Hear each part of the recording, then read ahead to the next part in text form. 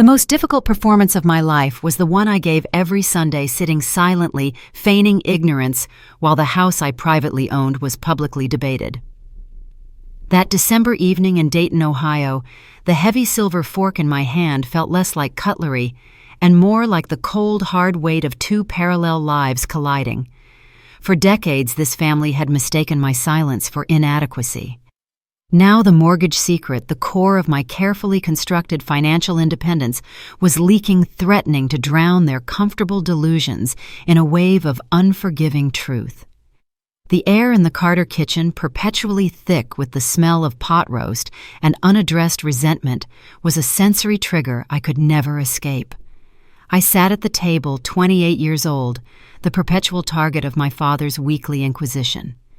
Thomas the patriarch possessed a voice calibrated for pronouncements of disappointment, not open discourse. His accusation launched across the meager table setting was sharp and deeply personal. "If you truly possess such intelligence, Olivia," he challenged, his voice rising, "then demonstrate it by contributing meaningfully. Start paying your own way." His finger trembled, the fury never quite matching the subject at hand, but always finding its perfect target in me.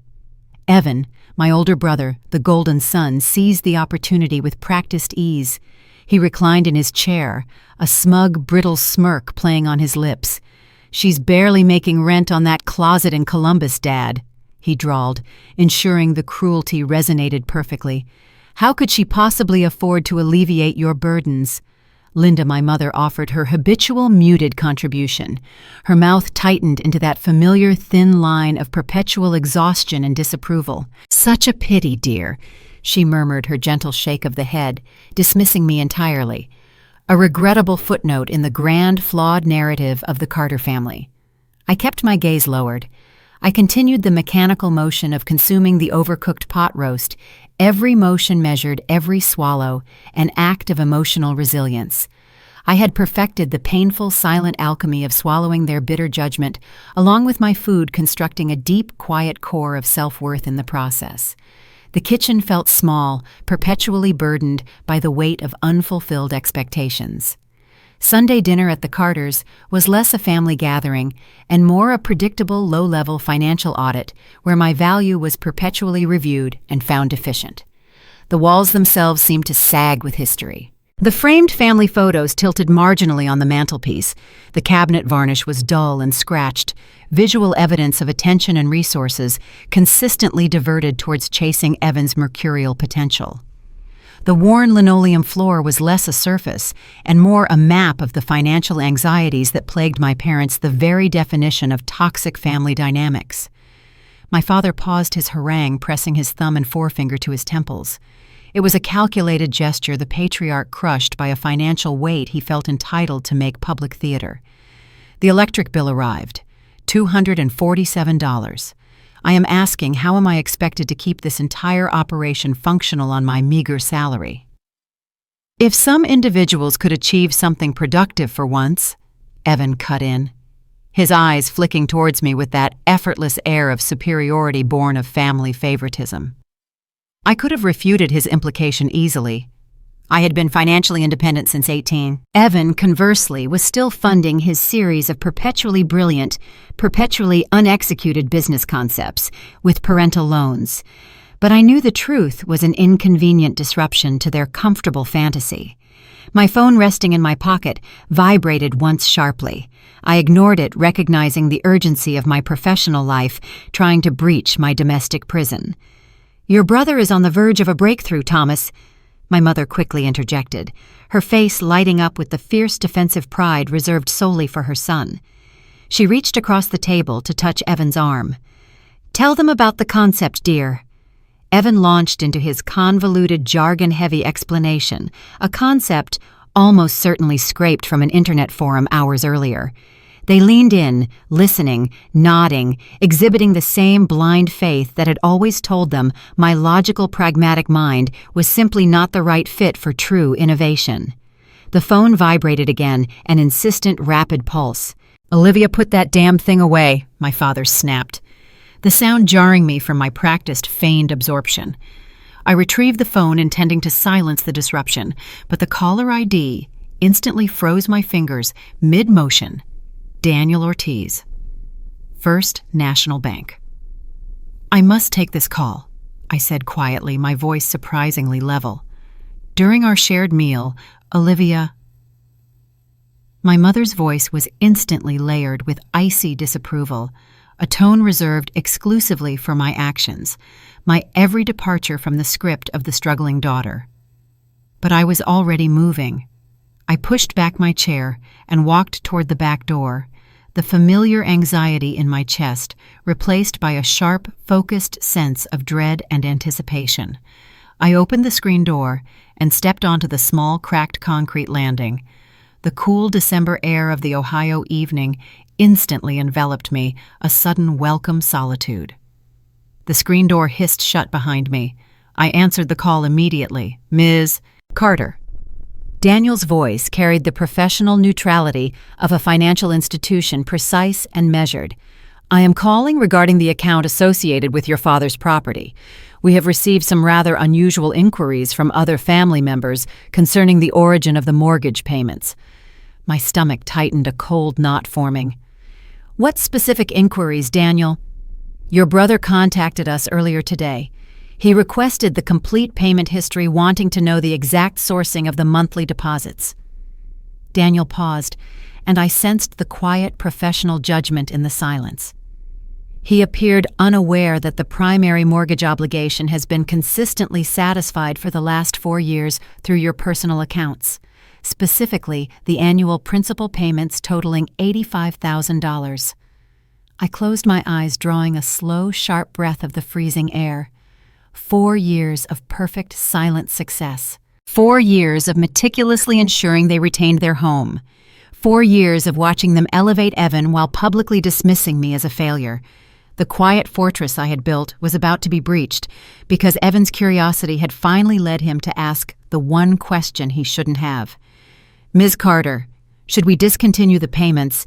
Your brother indicated he was prepared to assume the full responsibility for the property himself." The stark irony was physically painful. Evan assuming responsibility, the man who had bounced 3 checks last quarter. "No." I commanded the word firm and absolute. "The arrangement is to remain active. And Daniel, you will provide absolutely no details concerning the payer. I will personally manage this situation from here." "Of course, but Ms. Carter, I should caution you, they are insistent. Your father initiated a call this morning as well." Through the thin glass of the dining room window, I could see their silhouettes. My family remained seated, partially visible in the dining light. My father gesticulated, likely continuing his rant about the cost of living. My mother nodded patiently. Evan was already absorbed back into his phone. "Thank you for the notification," I told Daniel, ending the call. I remained on the porch, letting the cold air settle on my skin. The backyard was the same unchanged landscape of my childhood, the chain-link fence, the patchy, winter-dormant grass. This house had taught me a single brutal lesson. Approval was a currency I would never earn. The screen door creaked open again. What was the nature of that communication? My father stood in the doorway, his arms crossed, his gaze now holding focused, potent suspicion. "Nothing that requires your immediate concern," I replied calmly. "The bank reached out to me earlier, something concerning the mortgage account." His eyes narrowed desperately, trying to penetrate a truth he was clearly not ready to face. "You don't happen to have any inside knowledge regarding that, would you, Olivia?" My phone rang again. Daniel likely a final necessary confirmation. I did not silence the call this time. I tapped the speaker button, holding it just long enough for Daniel's professional voice to cut across the quiet porch like a sudden crack of glass. "Ms. Carter, just a final confirmation. Should we proceed with the automatic transfer of $85,000 annually for your father's mortgage, or would you like to make immediate changes to that established arrangement?" The ensuing silence was profound and absolute, swallowing every small sound of the surrounding neighborhood. My father's expression instantly fractured confusion, dissolved into sheer disbelief, followed by a sickening, painful recognition. His wine glass, frozen halfway to his lips, remained suspended. Behind him, visible through the screen door, my mother and Evan were also staring, having heard every single word through the house's thin walls. "I'll call you back shortly." I murmured into the phone and ended the call. What mortgage payment? My mother's voice was suddenly raw, demanding, pushing past my father onto the porch. Why is the bank talking to you about this? Evan followed his face, a complex mask of suspicion mixed with something that looked profoundly like fear. Are you engaging in illegal activity? Is this some convoluted scheme? I looked at all three of them. These people had spent a lifetime defining me consistently, treating me as secondary to Evan. They stood united in their utter incomprehension, their entire comfortable perception of my identity dissolving. We will absolutely discuss this situation, I said, my voice quiet, but carrying the finality of a closing steel vault. But not here. Not now. I walked past them into the house, retrieving my purse from the hook by the door. My hands remained perfectly steady, even though my heart hammered a frantic celebratory rhythm against my ribs. This public, clumsy detonation was not my planned narrative, but I accepted it. Life rarely grants the perfection of a planned script. Olivia. My father's shout followed me down the short hallway. You cannot simply depart. What is the exact nature of this event?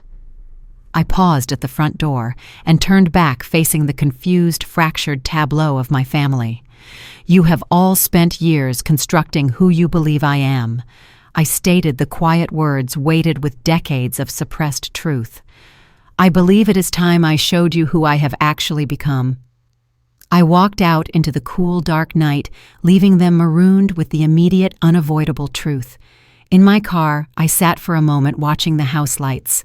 Tomorrow I will bring the documentation. Tomorrow I would show them the daughter they had consciously refused to see.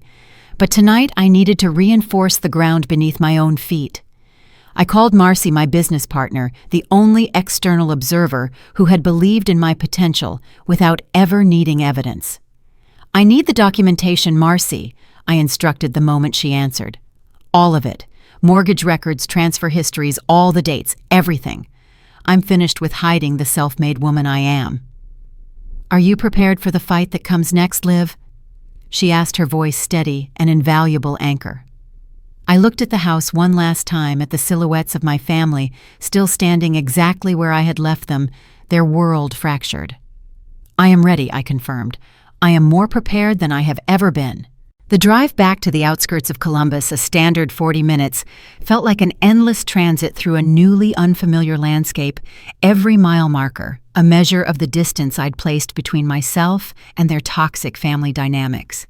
Each traffic light forced a moment of silence, a pause for the dangerous, self-destructive habit of analyzing the wreckage I'd left behind. I could vividly construct the scene unfolding back at the house, Mother pacing the worn linoleum, demanding answers Father couldn't formulate. Evan undoubtedly would be hunched over his phone, attempting to crunch numbers that fundamentally invalidated his entire understanding of my existence. I was supposed to be the perpetually struggling sister, the underachiever they could generously pity while meticulously inflating every contour of her brother's non-existent potential. My phone pulsed constantly throughout the journey. Rapid-fire texts from my mother, a succession of missed calls from my father, each vibration a desperate magnetic attempt to pull me back into their orbit. I ignored them all systematically. I was done being immediately accessible. When I finally arrived at my building, a modest, anonymous one-bedroom in a sprawling complex, I lingered in the parking lot before cutting the ignition. The unit itself was entirely unremarkable, clean, perfectly affordable, and crucially invisible. I had selected Unit 4B precisely because it attracted no attention. No one driving past would ever suspect that the resident was the co-founder of a data analytics company valued in the multi-millions. This quiet, intentional anonymity had been the core of my defensive strategy for years. I climbed the exterior staircase, unlocked the door, and stepped into the small space I had painstakingly built for myself piece by piece. The furniture was practical, functional, acquired over years of careful, deliberate budgeting, not through a single splurge. The walls held pieces of abstract art I'd purchased from local struggling artists' work that mirrored my own slow, complex emergence. My laptop sat ready on the kitchen table, surrounded by notebooks filled with the complex algorithms my family would never be capable of understanding, much less appreciating. I brewed a cup of intensely strong Earl Grey tea and sat at the table, forcing myself to review the slow, agonizing journey that had delivered me to this specific, explosive moment. The family favoritism hadn't been an abrupt shift. It was a deeply embedded pattern predating my earliest memories. By the time I could comprehend the world, the hierarchy was already immutable. Evan was the firstborn, the only son father desired, the child predestined for the name, the legacy, and the total focus. I was simply the afterthought, the second child, a daughter in a lineage that only placed value on its sons. I vividly recalled the moment at age 12. I had been accepted into a highly selective summer STEM program, a genuine life-changing opportunity that could have unlocked doors beyond our small Ohio town. "You cannot go, Olivia," my mother had stated, her voice dismissive, never looking up from her plate. "Evan has his regional basketball tournament that week, and our presence is mandatory." "But this is a once-in-a-lifetime chance," I pleaded, the smallness of my own voice betraying my desperation. My father set his fork down with a deliberate, audible heaviness, signaling the absolute end of the discussion. "Your brother requires our visible support. You are robust. You will find other programs." There were no other programs remotely like that one. The moment I realized my measurable achievement was secondary to Evan's theoretical potential was the moment I started charting my own path. When I won the regional high school science fair, an achievement that could have immediately secured scholarships, they simply forgot the date and missed the award ceremony entirely. My phone, resting face down, began to ring again. It was Evan. I let the call ring out and listened to the voicemail immediately. "Olivia, what in the actual hell is happening? Mom and Dad are completely losing their minds. The bank is actually confirming you've been paying the mortgage. That is structurally impossible. You hold some dreary desk job, right? You barely maintain that shoebox apartment. Call me back right now." I deleted the message instantly. The truth was something I had guarded with the ferocity of a sentry for 4 years. The crisis had begun when I found the stark foreclosure notice on the kitchen counter during an obligatory visit. They were 3 months in arrears, the bank threatening legal action. Their entire financial fragility was exposed in cold legal language. I had confronted Mother about it that evening, holding the letter. "That is strictly none of your concern," she snapped, her voice tight with immediate shame. "Your father is handling all the specifics." "How is he handling it? You are 3 full months away from losing the property." "Evan is actively working on a major investment deal. Once the funding materializes, everything will be perfectly rectified." I knew with the cold certainty of a data analyst that nothing would ever be rectified by Evan. His promises were vapor. My parents would lose the only home they had ever known while waiting for a savior who existed only in their shared delusion. So I became the unwanted savior. The automatic payments commenced the following month. I structured them meticulously, making the transfers appear generic, sourced from a shell account with no immediate connection to me. Every month, I watched the principal balance decline, sharing the mortgage secret only with Marcy. This was my quiet, strategic move toward achieving genuine financial independence from their emotional neediness. I possessed the capital. Carter Analytics. The company Marcy Chen and I had co-founded had grown from a tiny niche consulting operation into something robust, substantial, and discreetly valuable. We specialized in complex data analysis for large hospital systems, helping them optimize resource allocation and predict patient outcomes with ruthless objective efficiency. It was complex work requiring precisely the pragmatic objective mindset my parents had always dismissed as cold and impractical. Marcy and I had built the company from absolute zero. 2 women in a field where we were rarely expected to lead, working side by side in her cramped spare bedroom until we could afford our first tiny shared office. Now we employed 15 full-time analysts and held major contracts across 3 states. My parents knew none of this reality. To them, I remained the quiet daughter with the vague, undemanding office job they never bothered to truly comprehend. A sharp, unexpected knock on my apartment door jolted me back to the present. I opened the door to find Marcy standing there, a slim file folder tucked securely under her arm, her face a mask of intensely focused concern. "I received your message," she said, stepping inside without awaiting an invitation. "I brought the files, all the evidence you requested." Marcy had been my college roommate, the only external witness to my complex, suffocating family life. She had been the anchor during the worst holiday visits and the first person to tell me I was capable of far more than the meager expectations my family had set for me. "They finally discovered the truth," I confirmed, closing the door behind her. "I deduced that much." She set the folder on my kitchen table, the official weight of the documents making a soft, solid thud. "Detail the sequence of events." I recounted the dinner, the phone call, the look of utter disbelief on my father's face when he heard the exact dollar amount of my commitment. As I spoke, Marcy opened the folder and spread the documents, the original mortgage paperwork, the stark bank statements, the transfer records documenting the terrifying proximity of their foreclosure. "You have paid them $340,000 over 4 years, she summarized quietly. "And they lived in complete willful ignorance of your silent success. That level of calculated detachment requires immense emotional resilience, Liv." They actively resisted the truth. I defended staring at the neat columns of sterile figures, all that sacrifice distilled into data points. Every time I attempted to share genuine success, they minimized it. They minimized me, so I simply ceased sharing. "And you continued paying their bills." "They remain my parents. I could not bear the thought of them losing the only home they had ever known, even if they never earned the rescue." Marcy sat opposite me, her expression grave and unyielding. "You have no debt to them, Liv. You have never owed them this." "I understand that intellectually." "Then what is your tactical next move?" Marcy asked, pulling me back to the immediate crisis.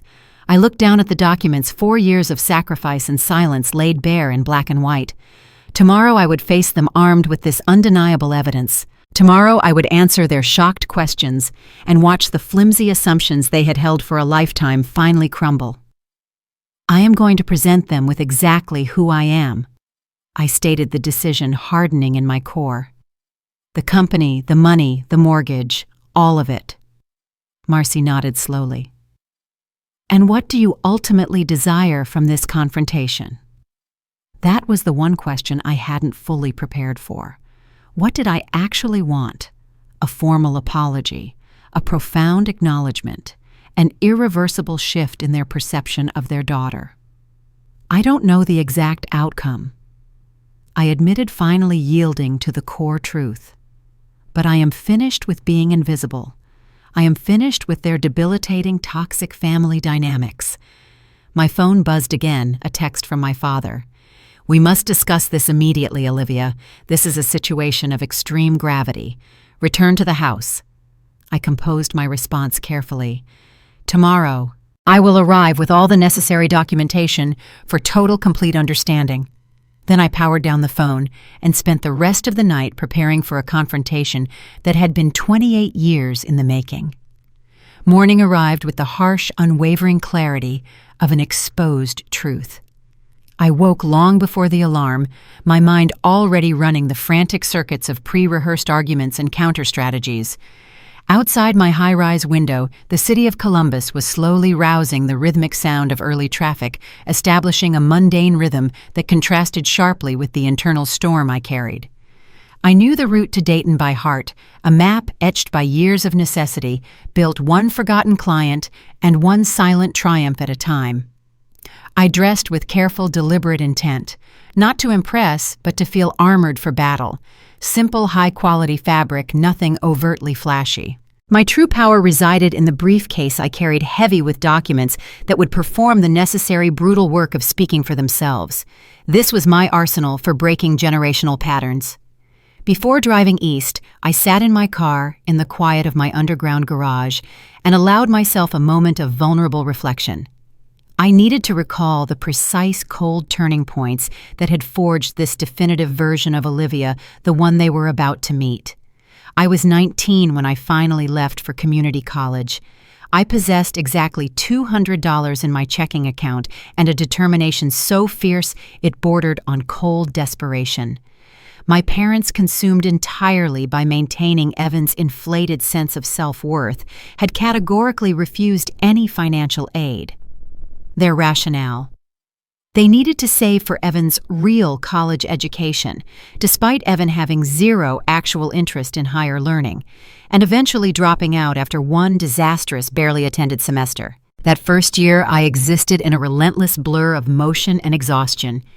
I held 3 simultaneous jobs, cashiering at a local grocery during the day, waitressing at a Greasy Spoon diner 3 nights a week, and tutoring wealthy high school students on weekends. I survived on 5 hours of sleep and instant ramen. Yet my academic performance never dipped below an A. That uncompromising rigor, that refusal to fail, became my foundational act of defiance against their family favoritism. The laptop I eventually purchased, a significant investment, bought entirely with my own hard-won savings, became my true quiet lifeline. Night after night, I forewent socializing. I taught myself to code. I absorbed data structures, analyzed complex patterns, and mastered the languages of logic they had dismissed as impractical for a woman. While my peers chased parties, I built small, bespoke databases for local businesses. While Evan was spending parental funds on yet another failed concept, I was meticulously constructing the deep, invisible foundation of a future they could never have imagined. The years following graduation were a relentless, grinding ascent fueled by determination. I accepted entry-level roles consistently outperforming all expectations. Promotions came faster than anyone predicted, based purely on merit and the undeniable accuracy of my analysis. The true breakthrough arrived the day I met Marcy Chen at an obscure industry conference. We realized we shared a singular, aggressive vision for something far larger than either of us could achieve alone. Carter Analytics was conceived in the humid, chaotic confinement of Marcy's spare bedroom. We started with 2 aging laptops and a singular shared obsession, bringing sophisticated data services to healthcare. We pitched major hospitals on predictive modeling they didn't yet realize they desperately needed. We consistently worked 100-hour weeks until the momentum finally became self-sustaining. Our first major contract didn't feel like a stroke of luck. It felt like the hard-won confirmation that our vision was correct. By the time I stumbled upon my parents' mortgage crisis, I was earning more in a single month than my father had ever made in a year. The true scope of my silent success and financial independence was staggering, concealed only by my own conscious effort. The decision to intervene had been instantaneous, a cold clarity striking when I found the stark foreclosure notice on the kitchen counter. 3 months overdue. The bank's threat was unambiguous. The true fragile reality of their finances was brutally exposed. I had tried to confront Mother later that evening, holding the heavy paper. "That is strictly none of your business, Olivia." She had snapped, her voice tight with shame. "Your father is handling the management." "How is he managing?" "You are 3 full months from losing the entire house. Evan is actively engaged in a major investment deal. Once it finalizes, everything will be perfectly stable." That refusal to acknowledge reality was the true catalyst for my decision. Their raw, desperate belief in Evan's fantasy was more important than facing the truth. They would lose their home waiting for a mirage. I knew without ambiguity that the only person capable of saving them was the daughter they consistently chose to ignore. And so the quiet salvation commenced. The automatic payments started the next month. I used my company's resources to mask the source, making the transfers appear generic, untraceable. Every month, I watched the principal balance shrink. I maintained the mortgage secret, sharing it only with Marcy. It was my secret leverage, my way of both protecting and controlling a family that had offered me neither. Now, pulling my car into the familiar, slightly cracked driveway 4 years later, I accepted that the long period of intentional invisibility was definitively over. The house, viewed in the sharp, revealing light of mid-morning, looked smaller, more visibly tired. The guttering was choked with debris. The paint-faded signs of the basic maintenance Father had always lamented, but consistently neglected. I sat in my car for a moment, absorbing the landscape. The man I was about to confront was the one who had defined me by his own profound limitations. The folder resting on the passenger seat felt physically heavy, weighted with the years of truths I had carried alone. The front door opened before I could even reach it. My father stood there. The performative anger from Sunday had been entirely replaced by a profound, weary strain. He looked a decade older. His aggressive confidence was gone, replaced by something I identified immediately: fear. "We must talk, Olivia," he said, the authority stripped from his voice. "Yes, Dad," I agreed, retrieving the folder. "We absolutely must." I walked past him, entering the house where I had first learned the necessity of silence, carrying the undeniable evidence that would finally force them to hear me. The living room felt intensely charged with a static, impossible tension. The physical space was unremarkable. The worn, predictable furniture, the standard family photos clustered on the mantel, but the energy had fundamentally shifted. My mother, Linda, occupied her usual corner of the sofa, her hands tightly twisted in her lap, a portrait of profound, visible anxiety. Evan stood rigid near the bay window. His arms crossed his face, set in an expression of hostile skepticism, a subtle challenge to my mere presence. My father, Thomas, sat heavily in his recliner, the weight of the moment seeming to crush his posture. No one offered the common courtesy of a seat. I remained standing in the exact center of the worn carpet, my briefcase resting against my legs, consciously positioning myself as a detached observer, not a participant in their usual destructive dynamic. "Explain this situation immediately," my father finally demanded. His voice was a strained attempt at his customary authority, but a tremor beneath the surface betrayed his desperation and engagement with our toxic family dynamics. I placed the heavy folder containing the documents onto the coffee table, but did not open it immediately. "First, understand my position. I am not here to offer a defense of my actions. I am here only to state the objective truth." "We do not require a monologue, Olivia," Evan snapped, pushing away from the window with a sudden surge of familiar impatience. His tone was accusatory, instantly attempting to diminish the weight of the moment. "Just specify the exact nature of this scheme." I met his gaze, the brother who had internalized every unearned opportunity. "What precisely do you believe is occurring, Evan? I believe you are involved in something profoundly illegal. I believe there is no plausible scenario where you could legitimately possess this quantum of money.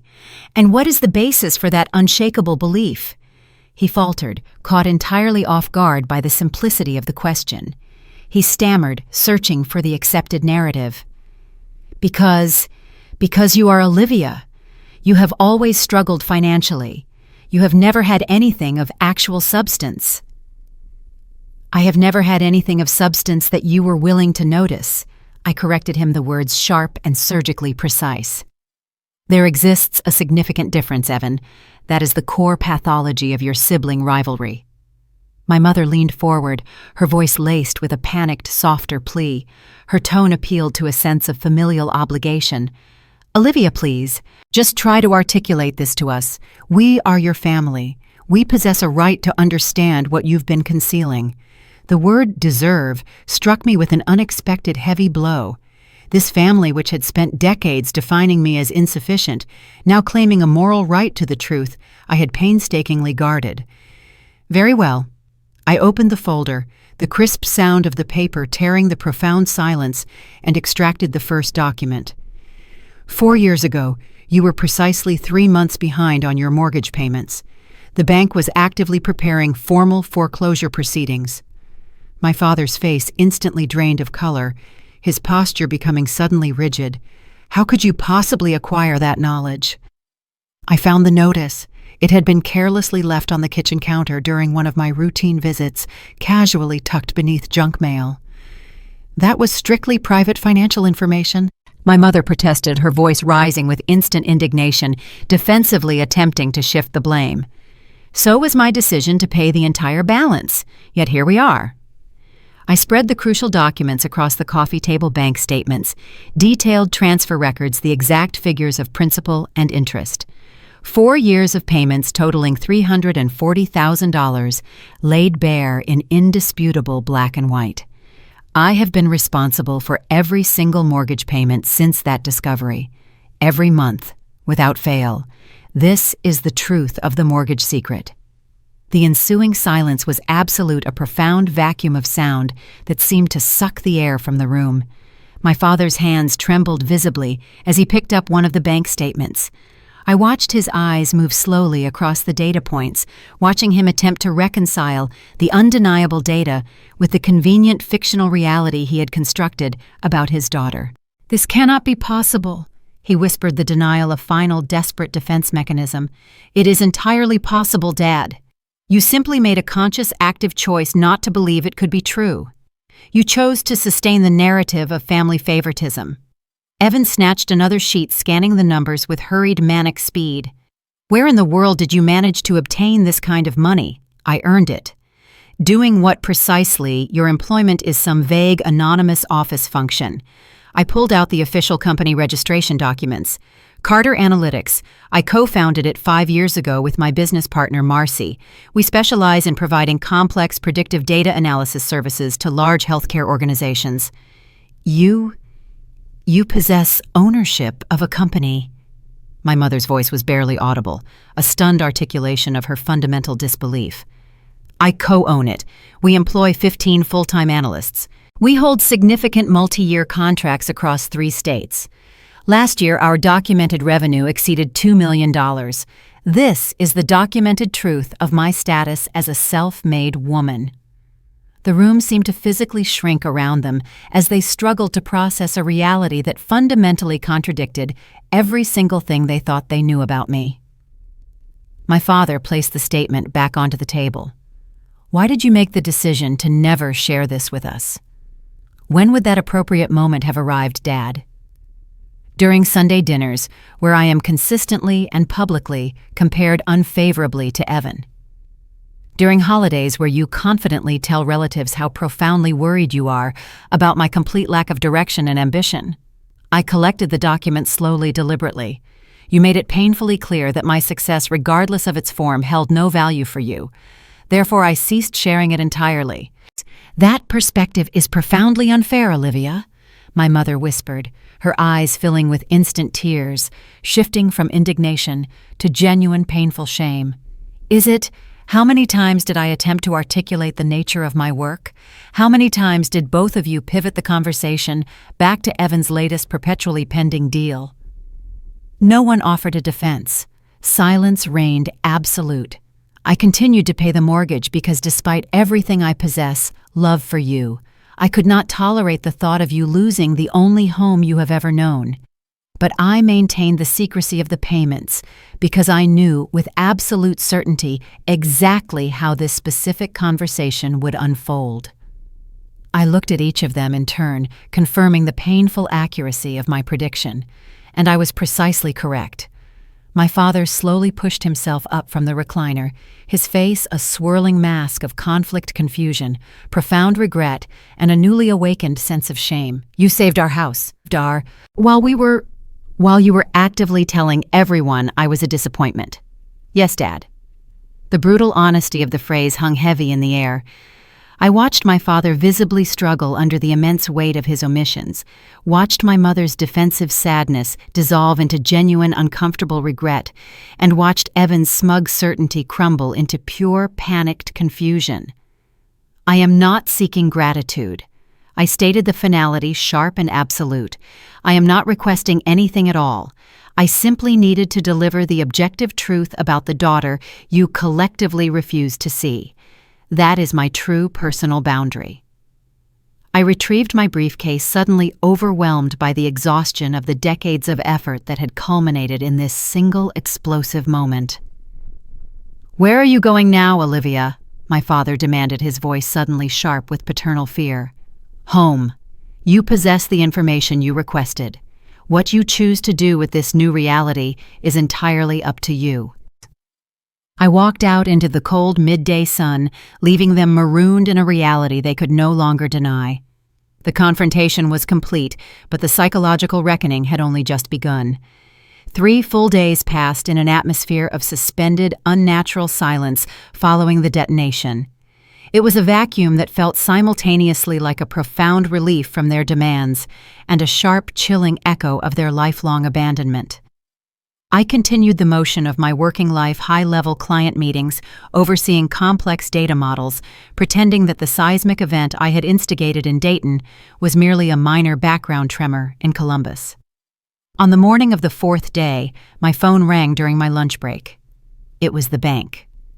"Ms. Carter, I'm calling regarding an unusual and frankly quite audacious request concerning the mortgage on your father's property." Daniel Ortiz's voice, usually so neutrally professional, carried a distinct edge of concern and thinly veiled amusement. "Your brother Evan has formally filed paperwork attempting to officially assume responsibility for the account." I set my sandwich down immediately. The ordinary moment shattered. "He has taken what action?" "He's arguing that the substantial payments you've been making were somehow irregular, possibly sourced improperly, or conducted under coercion. His stated intention is to restructure the entire arrangement under his own name and authority." The sheer monumental audacity of Evan's move should have shocked me. It didn't. This was pure sibling rivalry, manifested as desperate financial maneuvering, his final desperate bid for validation. "That is legally impossible, Daniel," I stated, my voice cold and steady. "The payments originated from my legitimate registered business account. You possess full documented verification from your own compliance department." "I am fully aware, Ms. Carter. Legally, he possesses zero standing. Furthermore, his personal credit profile would not remotely qualify him for this mortgage regardless of the circumstances. But I felt it necessary to make you aware of his efforts. He is deeply committed to this false compensatory narrative." Of course he was committed. Evan was fundamentally incapable of absorbing the fact that I had achieved silent success where he had only ever generated elaborate excuses. His current objective was not financial control.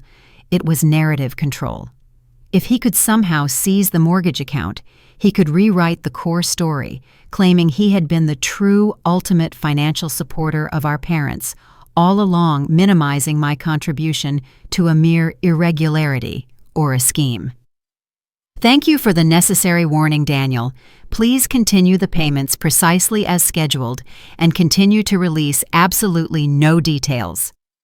After terminating the call, I sat in my office, staring blankly at the highly polished mahogany wall.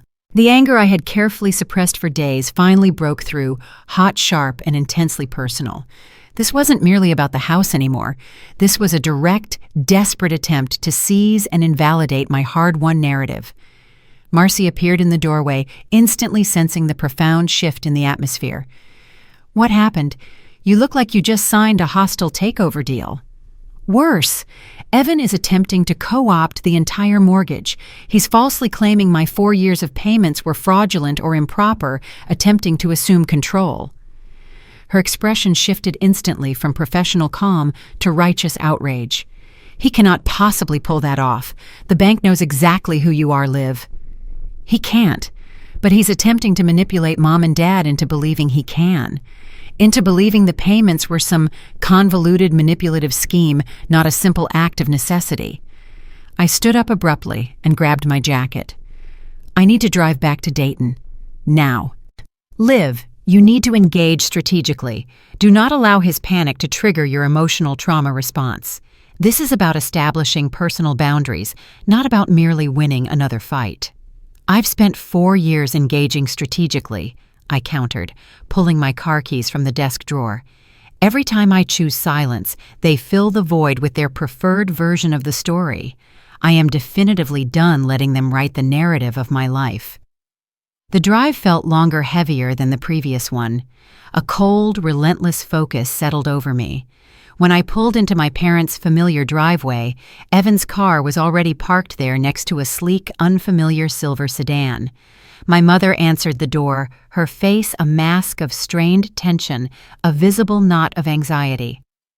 "Olivia, we truly were not expecting your visit." "I imagined not, Mom." In the living room, the tableau was immediately revealing.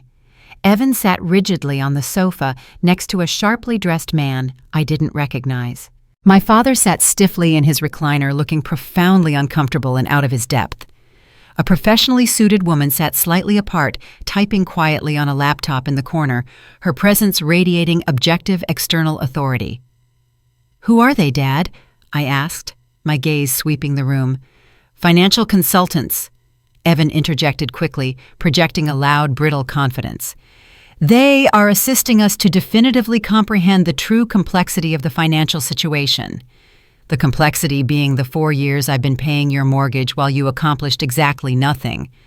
The man on the sofa cleared his throat with an oily, practiced professionalism. "Ms. Carter, your brother has raised significant questions regarding the source and legality of the funds utilized for these continuous payments." "Has he indeed?" I turned slowly to face Evan, allowing the silence to draw taut between us. "What precisely are you attempting to suggest, Evan? It does not logically accumulate," Evan insisted, spreading his hands in a theatrical gesture of reasonableness. "There is no plausible reality where you possess this quantum of disposable income. Therefore, either something profoundly illegal is occurring, or someone else is the genuine financial source and you are being manipulated." "Or," I offered calmly, "I earned it through years of focused, methodical work that you never once bothered to acknowledge, much less notice. The simple reality of a self-made woman." The woman in the corner immediately ceased typing. She looked up, her expression one of professional, detached interest.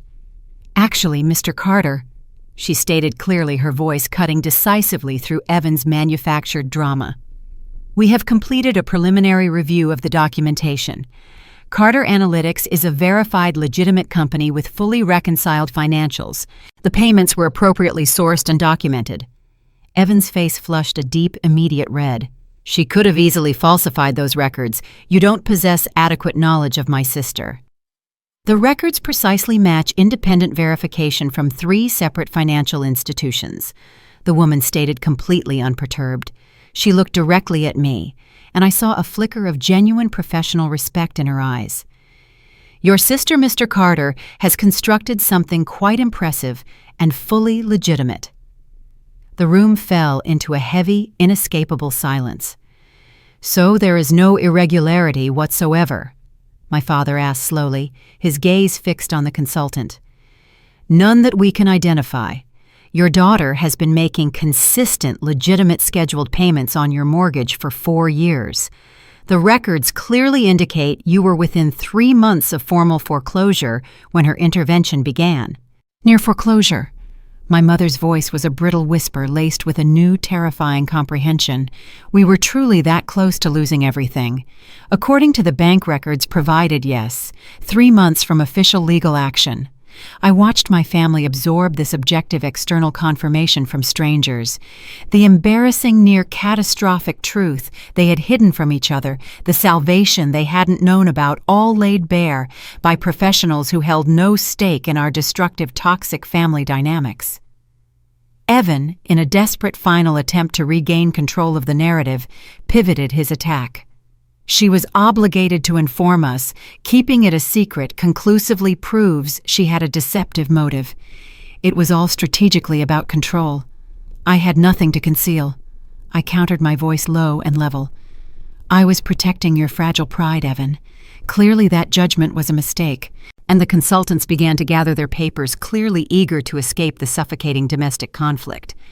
Evan stared at me, his resentment visibly battling with a sudden, painful, necessary recognition. "How?" he finally asked, his voice barely audible, stripped of its usual bravado. "How did you manage to do this work?" I replied, simply picking up my bag. "Sacrifice. Years of meticulously building something real while you constantly told me I was incompetent. The same way anyone builds genuine, silent success, Evan. I refused to quit simply because you did not notice the effort." I left them with that undeniable, documented truth, walking out into the afternoon sun, knowing that the long-standing walls of denial had finally been breached, not by emotional argument, but by unassailable facts. Marcy was waiting for me back at my apartment. She had brought takeout Thai food complex and spicy, a deliberate contrast to the emotional blandness of my parents' life, and an intense, focused concern. "How did the three-ring circus conclude?" she asked, already opening containers. "They hired financial consultants to attempt to prove I was committing fraud," I reported, collapsing onto my large, comfortable sofa. The consultants were forced to confirm that everything was entirely legitimate, sourced from my highly solvent business. Evan's desperate bid for narrative control failed spectacularly. Of course it failed, Liv. He's structurally incapable of doing the homework. She sat opposite me, handing me a fork. "So, what is the immediate next phase of the strategy?" "The external fight is over. The internal one, the one about self-worth, is about to begin." I stared at the intricate patterns of the modern ceiling fixture. "I honestly don't know.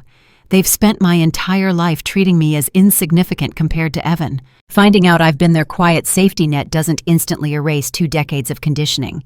It doesn't happen instantly, but it has irrevocably changed the geometry of the relationship. Now you possess the authority to define the terms."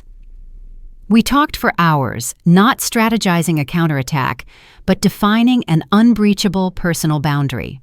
I absolutely refused to apologize for my silent success. I would not continue to hide my legitimate accomplishments to maintain their comfort zone. If they genuinely desired a relationship with me moving forward, it would be strictly with the real me, the woman who owned the multi-million-dollar company, not the failure they preferred to pity. By morning, after numerous revisions, we had drafted a carefully worded, emotionally mature letter addressed jointly to my parents. It outlined not demands, but clear, non-negotiable statements. The mortgage payments would continue, but only because I consciously chose to continue them, not out of residual obligation, not out of any remaining guilt, but out of a deeply ingrained, frustratingly persistent protective love they had never earned, but which I felt anyway. The letter was a declaration of my financial independence and emotional autonomy. "Are you absolutely certain about mailing this?" Marcy asked, watching me seal the thick, formal envelope. "This act irrevocably burns the bridge back to the old comfortable dynamic." "I am not certain about the eventual outcome, but I am absolutely certain that the alternative is a perpetual, slow, quiet death of my spirit. I cannot continue existing in 2 parallel, contradictory lives. I need to force them into breaking generational patterns." I mailed the letter that afternoon and immediately returned to work, immersing myself in the demanding logic of data models. My life continued self-sustaining and focused, regardless of my family's pace of acceptance. 3 days later, my father called. His name flashed on the screen, causing an involuntary sharp spike in my pulse. "Your mother and I urgently need to talk," he said immediately. His voice sounded profoundly different, stripped of its usual booming certainty, smaller, quieter. It was the sound of a man beginning to feel genuine remorse. "Talk about what specifically, Dad?" "Everything. The mortgage secret, the company, the years we clearly spent failing to truly pay any attention whatsoever." I closed my office door, signaling Marcy for silence. "Are you prepared to genuinely listen, Dad? Without offering a defense, without pivoting the subject back to Evan's grievances?" "I am attempting to be prepared, Olivia." A long pause stretched across the line, filled only by the quiet hum of his awareness. "I've spent the last 72 hours rereading those bank statements, and I've been actively thinking about what you said, about how we just assumed things about you that were profoundly, dangerously untrue." "And what conclusion did you finally reach?" "That I am sincerely sorry." The apology was audible, rough-pulled from a lifetime of emotional resistance. "I am profoundly sorry for failing to truly see you, Olivia, for consciously neglecting to give you the platform to show us the incredible self-made woman you were becoming, for the destructive family favoritism." I sat in absolute silence, allowing the single monumental apology to settle. A single apology could never possibly undo 28 years of dismissal and subtle cruelty, but it was undeniably a foundational, necessary beginning. "Tomorrow," I finally said. "I will come back tomorrow. And Dad, please ensure Evan remains absent from the house. This conversation needs to be strictly between the 3 of us." I understand completely. I will ensure he is occupied. I desperately want to start the process of rebuilding trust. I terminated the call and stared at the dark screen. The father, who had never once apologized for anything in his life, had just admitted monumental failure. Something fundamental was shifting beneath the surface of my family, and I still didn't know if it was shifting toward genuine repair or merely toward a different, more complex kind of damage. That night's sleep was elusive. By morning, I had solidified my approach. I would drive to Dayton with an open mind, but with absolutely rigid boundaries. I would listen to their attempts at explanation. I would share more of my complex truth. And I would refuse absolutely to compromise the woman I had forged myself into, simply to fit back into the small, familiar role they had assigned me as a child. My parents' house looked strangely, significantly different in the soft, revealing light of the morning. The slightly faded paint no longer registered as simple neglect. It felt like a visible history. The untrimmed hedges and the familiar, slightly warped porch spoke of years passing of two people slowly aging within walls they had nearly lost without ever knowing their daughter had been the silent, unexpected savior. My father opened the door instantly before my knuckles could even connect with the wood. He looked profoundly weary, strained, like he had spent the last week engaged in a brutal internal war. "Please come in, Olivia," he said quietly, moving aside. The living room had been meticulously, almost frantically cleaned. A small vase of fresh, brightly colored flowers sat on the coffee table, a gesture so entirely out of the ordinary, so profoundly unlike my mother's usual austerity, that I stopped and stared. It was a small, conscious offering, a tentative step toward rebuilding trust. "Your mother insisted on them," my father explained, noticing my pause. "She wanted the room to feel correct, respectful." My mother, Linda, emerged from the kitchen doorway. She avoided direct eye contact, a new symptom of her discomfort, but offered a small, hesitant nod in my direction. "I have made coffee," she said, her voice unusually subdued.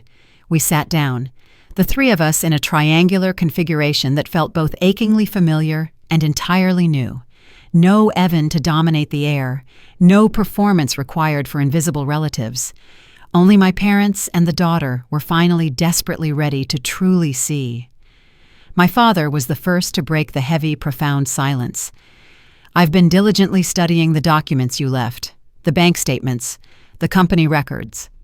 He shook his head slowly, a profound sign of bewilderment. "I do not understand the technical language of your work, not half of what I was reading, but I understood the precise, cold numbers." "The objective numbers rarely deceive, Dad," I agreed softly. "No, they do not." He looked at me, his eyes searching, attempting to piece together a reality he had systematically ignored. "Tell me about Carter Analytics, Olivia. Start from the very beginning. The genesis of the idea, the first day of operation." So I detailed the full story. I recounted the founding with Marcy in the cramped, airless spare bedroom. I described the brutal 100-hour weeks, the initial soul-crushing rejections, and the subsequent thrilling momentum of silent success. I detailed the first major hospital contract and the exponential growth that followed the difficult, meaningful work of building something entirely out of nothing, fueled by my own self-worth. They listened. They truly listened, perhaps for the very first time in my entire adult life. "That sounds enormously intricate," my mother said when I finished describing the complex process of predictive data analysis we employed. "It is intricate, but I have always been highly proficient at it," I stated, meeting her gaze directly. "I have always been skilled at discerning complex patterns and solving difficult problems. You simply never bothered to ask about it." The mild, undeniable accusation hung between us. Neither of them attempted to offer a denial or an excuse. I looked toward the mantelpiece dominated by the familiar photos of Evan's milestones. I reached into my purse and pulled out a folded piece of heavy cardstock. "Do you recognize this, Mom?" They both shook their heads, their expressions filled with genuine deep curiosity. "It is an industry award I won 2 years ago. Industry Innovator in Healthcare Data Analytics." I unfolded the paper, showing them the photograph of the engraved plaque. I never informed you because genuinely I knew you would not care or fully comprehend the magnitude of the achievement. My mother's eyes immediately filled with tears. Olivia, Last year, I was invited to speak at a national conference in Seattle. Next month, I am formally scheduled to present a paper on resource optimization at Johns Hopkins Hospital. Johns Hopkins? My mother's voice was a barely audible whisper of shock. Yes, one of the most prestigious medical institutions in the entire country. I carefully refolded the paper. This is the documented reality of who I am. And you would have known all of this years ago if either of you had ever genuinely bothered to ask a single meaningful question about my life beyond the superficial. This realization hammered home the depth of their decades-long family favoritism. The silence stretched thick and difficult. My father spoke his voice gravelly, with immense regret. We catastrophically failed you, Olivia. We completely missed the truth of the self-made woman you became. Yes, you did fail me. We know we cannot in any way undo the decades of oversight. No, you absolutely cannot undo it. But we can attempt to conduct ourselves better going forward. He looked at my mother, whose eyes were wet with unfeigned tears, and then back at me. If you are willing to allow us this chance to slowly repair this relationship. I thought about all the years of silent Sunday dinners. I don't know if I can ever fully, completely forgive everything, I said, offering the only honest answer I possessed.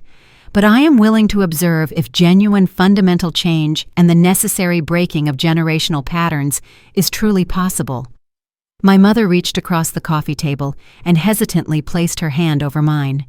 I am truly sorry for making you feel so completely invisible for so long, Liv. You did not merely make me feel invisible, Mom. You actively, consciously made me invisible. I squeezed her hand anyway, a tiny necessary gesture of acknowledgement. But I am no longer a passive presence. That phase of my life is definitively over. We talked for hours afterward, real substantial conversation, the kind we had never managed to sustain before. When I finally stood to leave, something profound had shifted between us. It was not forgiveness, not entirely, but it was the painful, necessary start of a mutual understanding.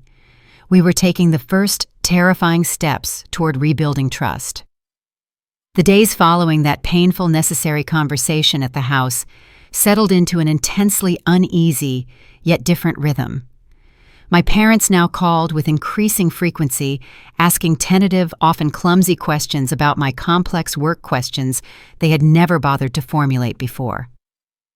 My mother, in a startling visible shift, began sending me links to current articles on healthcare technology. My father texted small, careful updates about minor maintenance projects at the house, small, observable actions that were his tangible, slow way of acknowledging my essential, ongoing financial independence contribution. But this new domestic truce was profoundly fragile. The instability I had exposed had not been resolved externally. It had simply shifted its focus, becoming a concentrated internal pressure point that pressed directly on my sense of self-worth. Evan predictably would not accept his new marginalized position in the family drama. The brother who had always been the undisputed priority was now confronted with a sister who had decisively surpassed him, not through luck, but through sheer measurable competence and promotion. His deeply ingrained entitlement could not process the magnitude of the impact. His sibling rivalry had devolved from a casual competition into a desperate, toxic struggle for his very identity. He called me late one night shortly after 2 a.m, his voice thick, slurring, and intensely aggressive. "You really think you've definitively won now?" he demanded, the alcohol stripping away his remaining pretense. "You think having a large stock portfolio somehow elevates you to being a better human than me?" "I do not believe I am inherently superior to you, Evan," I replied, my voice steady, pulling on all my professional reserve. I simply ceased actively participating in the delusion that I was somehow inherently less than you. I claimed my true value. "You deliberately set out to make me look like a pathetic, absolute failure to them. You orchestrated your own appearance of failure, Evan. I merely stopped covering for you. I stopped actively hiding the facts that utterly contradicted your invented story." He hung up the phone with a violent final slam. Over the subsequent weeks, his desperate attempts to contact me escalated voicemails I deleted without listening to aggressive texts I systematically ignored. Each attempt to bait me only served as a clear, necessary reminder of precisely why I had sought out obscurity for so long and the true nature of their toxic family dynamics. The internal tension culminated when my mother called, her voice high and trembling with raw tears. "Evan is actively spreading truly terrible accusations to all the relatives, Olivia. He's telling everyone you paid the mortgage only as an elaborate, calculated scheme to exert manipulation and control over the entire family. He claims this is all an act of revenge. And what conclusion have you personally reached, Mom?" A long, significant silence stretched between us, weighted entirely by her own internal battle between loyalty and truth. "I have concluded that you acted out of love, Liv. Even though your father and I gave you absolutely no logical reason to. I see your profound emotional resilience." It was perhaps the most emotionally mature and honest statement my mother had ever directed toward me. It offered a crucial moment of healing that had nothing to do with Evan. Then what possible difference does Evan's manufactured desperate family drama make to your truth? "It matters because he is your brother, Olivia. Because I desperately do not want our family unit to be permanently, irrevocably fractured." I leaned against my kitchen counter, staring out at the empty, dark street. The same family unit that had systematically fractured me piece by painful piece for 28 years. Mom, Evan is a grown man. He is entirely entitled to hold whatever emotional reaction he chooses to my success.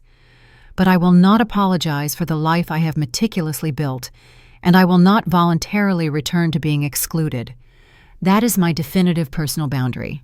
The conversation ended without easy closure. The internal wound remained open. Marcy found me later that evening, sitting absolutely motionless in my office, staring at a blank, glowing computer screen. This was the true battlefield, the quiet mind. "Severe family fallout?"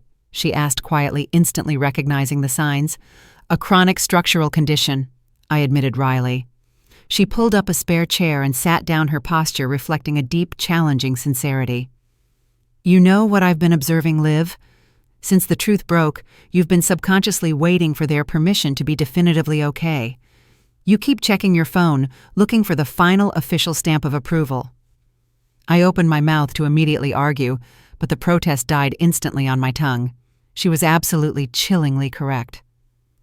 "It's old, ingrained programming," I admitted, my voice low. "It's profoundly difficult to overwrite that deep-seated need for approval from them. That old programming is now actively, aggressively holding back the new version of yourself. You do not require their blessing, Liv. You never have. You built this entire empire as a founder on pure, relentless merit.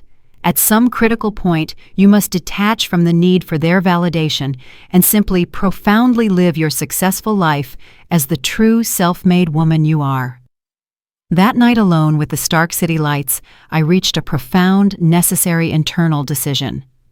My internal conflict was not about their forgiveness. It was about my detachment. I would stop passively waiting for my family's emotional bandwidth to finally catch up with my documented reality. My focus would shift entirely to my own future. I would live my life fully, openly, and without any further internal concessions. I drafted a clear, concise email outlining strict, non-negotiable behavioral boundaries.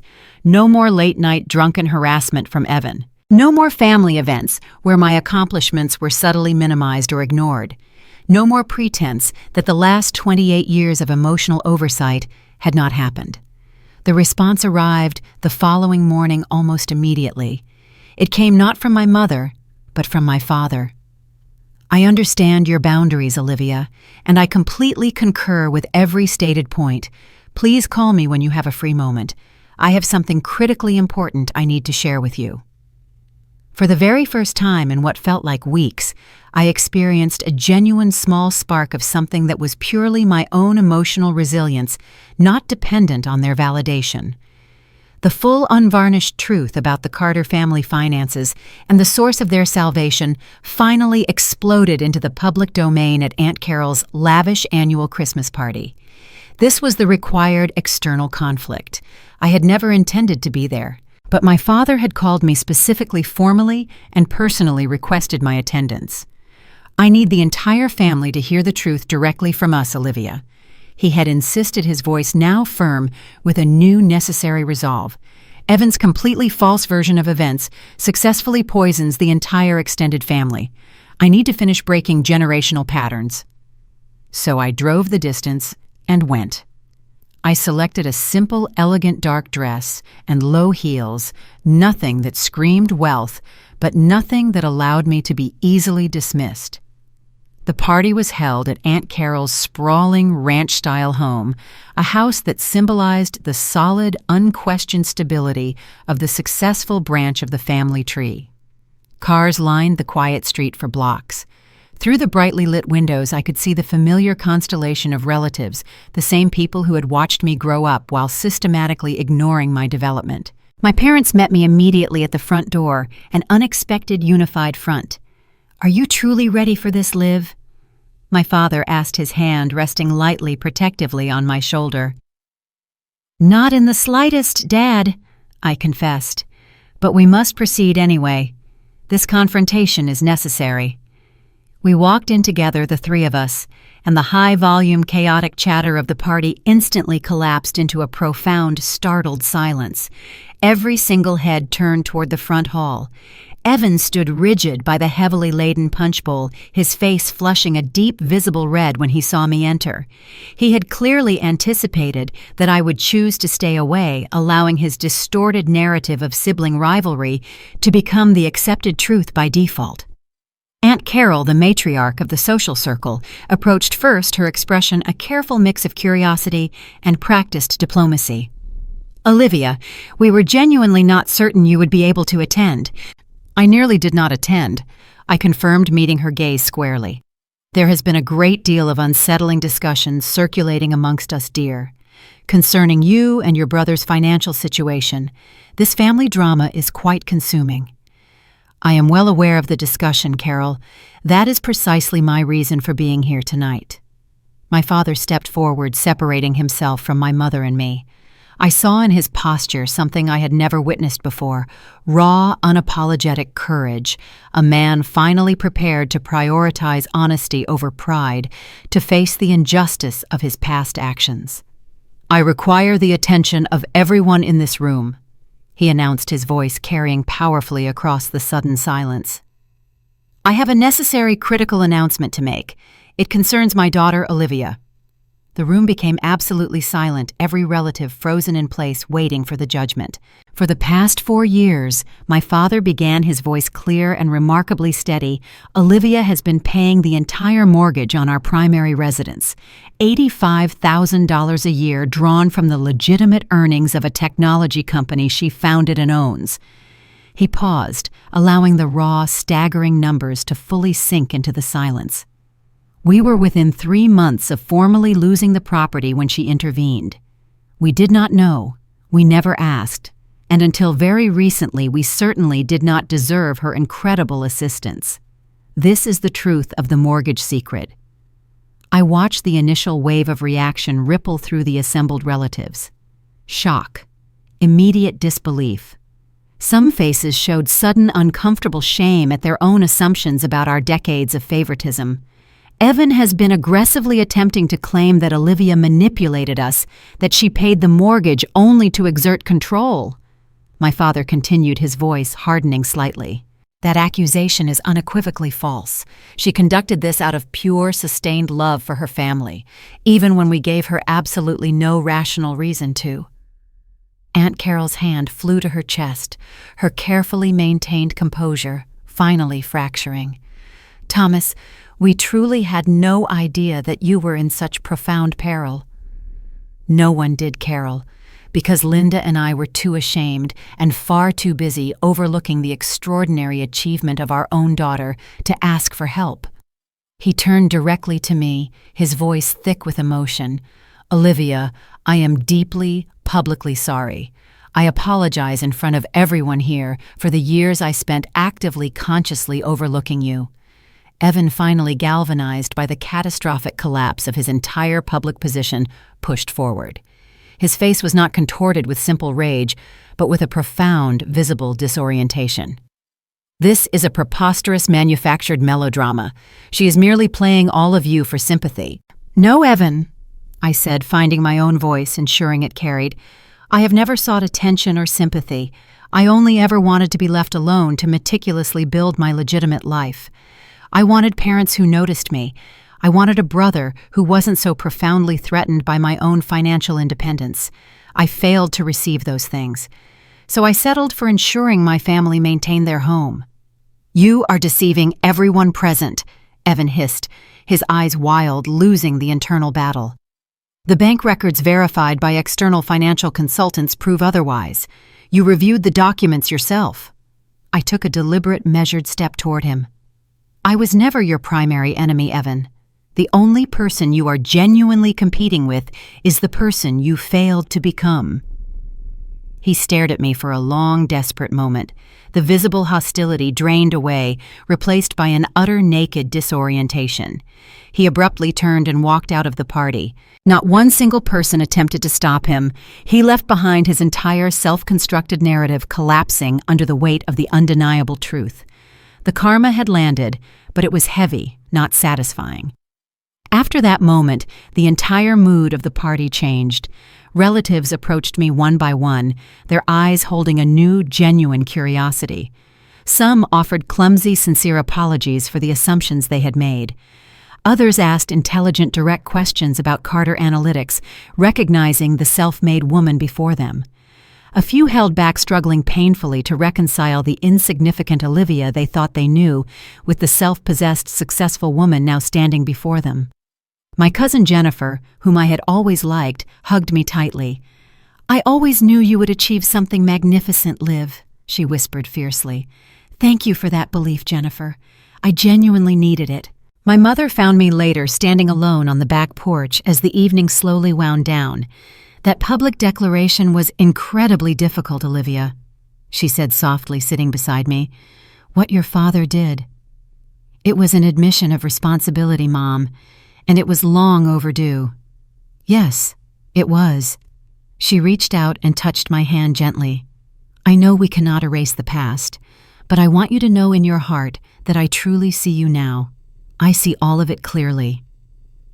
We sat in a long, companionable silence, mother and daughter finally painfully on equal and honest ground.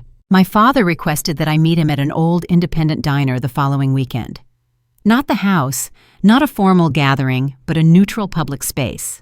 Just the two of us. The diner he selected was an institution, the kind of place that had been serving the exact same comfort food menu for nearly 40 years. I remembered the heavy, slightly sticky red vinyl booths and the waitresses who called every customer Arn. We used to frequent this spot when I was a very young child, before Evan was old enough to demand total dominance of every family outing. The rich smell of frying bacon and sizzling butter triggered a rush of small, forgotten, almost painful memories I didn't realize I still carried. He was already seated in a worn corner booth. I noticed a faint etched T+L heart on the tabletop, barely visible, half erased a ghost of his own youth. He stood immediately when he saw me approach. "Thank you profoundly for agreeing to meet with me, Olivia," he said, his voice quiet, lacking any of his old bravado. "Of course, Dad." We ordered coffee and breakfast specials, then settled into a silence that was profoundly different this time. It wasn't the heavy quiet of avoidance, but the expectant hush before an inevitable final truth.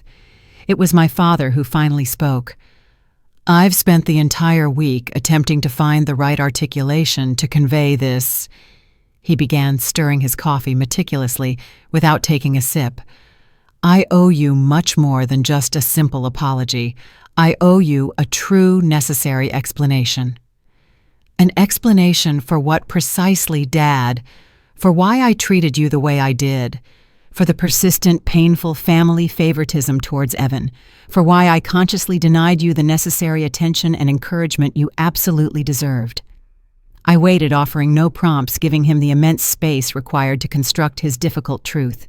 When you were first born, I was terrified, Olivia. He set his spoon down carefully. I honestly possessed no knowledge of how to raise a daughter. I knew how to be a father to a son. My own father had modeled that for me, however imperfectly. But a daughter, I felt completely, utterly lost. I allowed the old toxic family dynamics of my own upbringing to dictate my behavior, rather than learning new ones. So, you made the choice to ignore me entirely. I maintained a conscious distance. I defensively rationalized it by telling myself that you were inherently strong, that you didn't require me the way Evan did. I told myself your mother would handle the emotional side. He shook his head, a gesture of profound self-disgust. It was monumental, absolute cowardice, nothing less. I lacked the emotional resilience necessary to admit my own profound inadequacy. I desperately required you too, Dad, just differently than Evan. I know that now, and if I am truly honest with myself, I possessed that knowledge even then. But admitting that truth would have meant admitting I was failing you, an impossible, terrifying admission for me.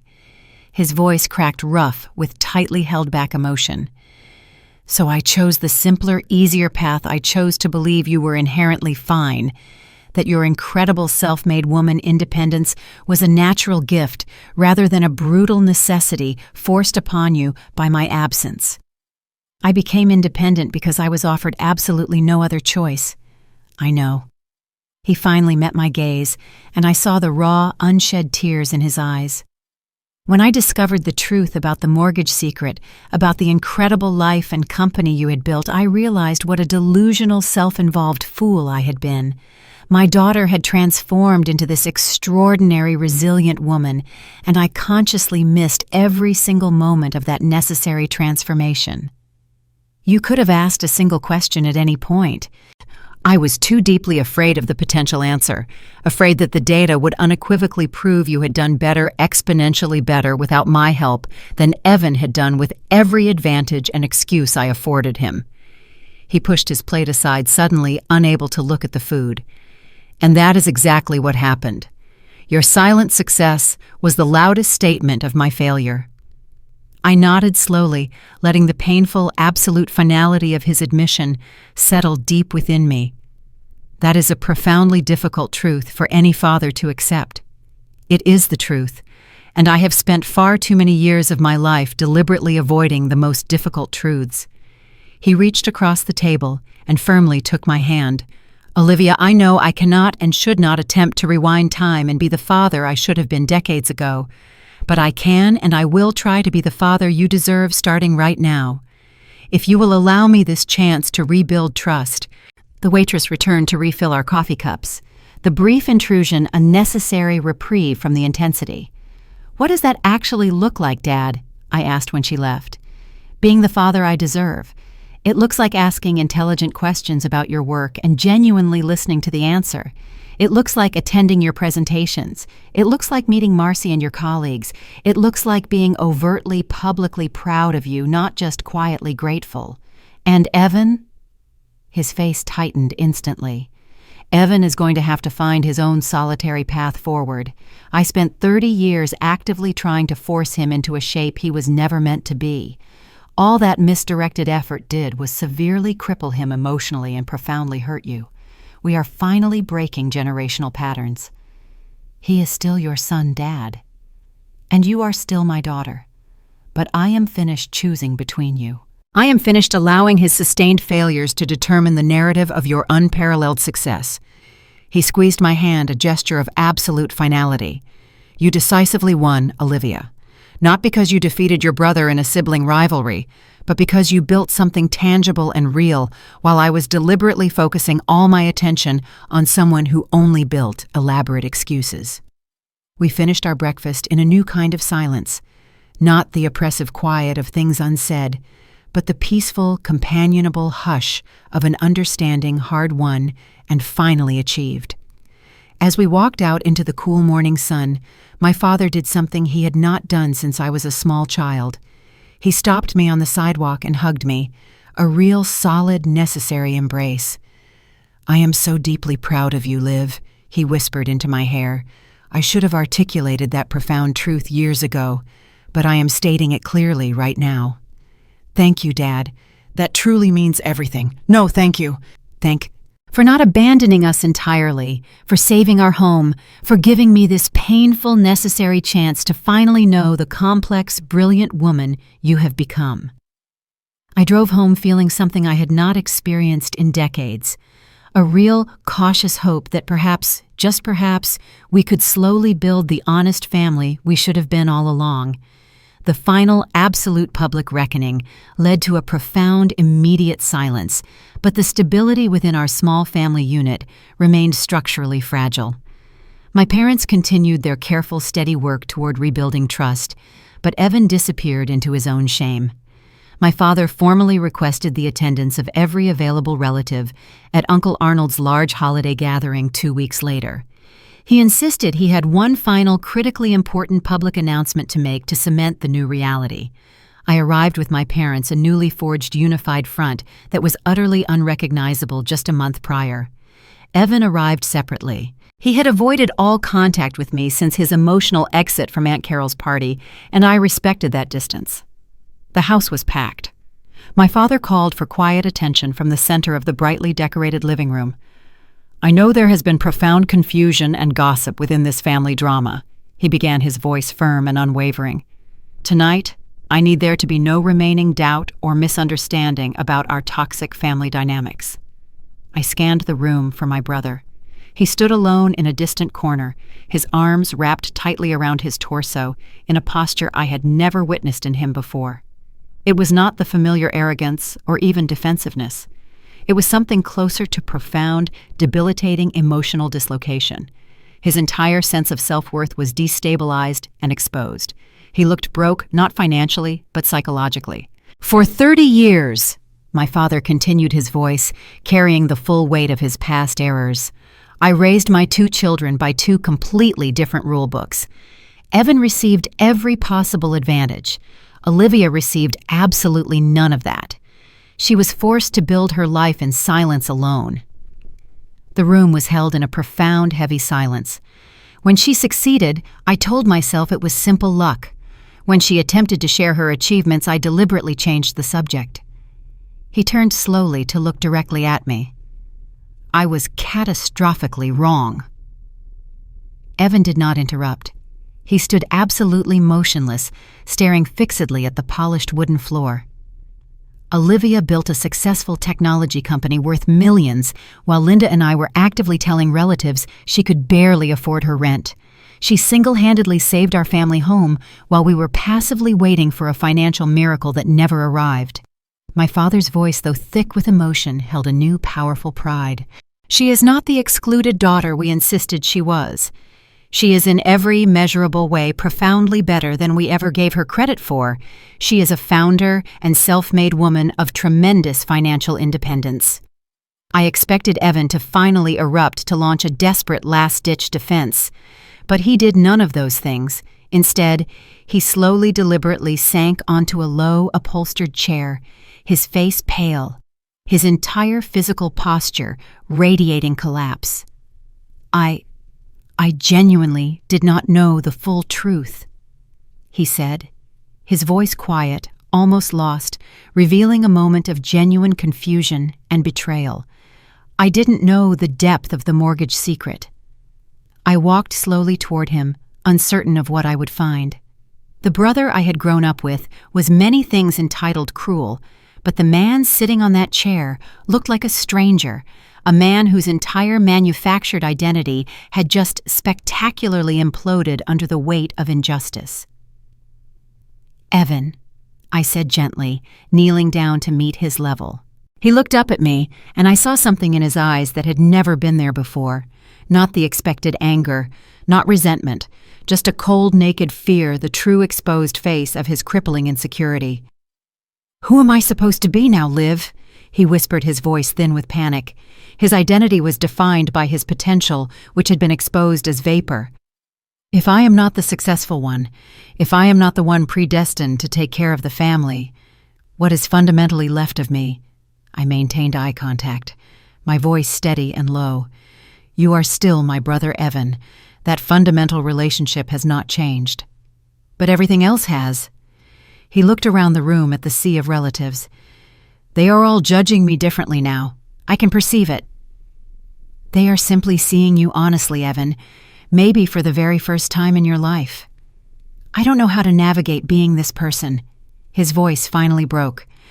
"I don't know how to be the one who failed." "You haven't failed yet," I corrected him firmly. "You have merely been living under a false narrative about yourself.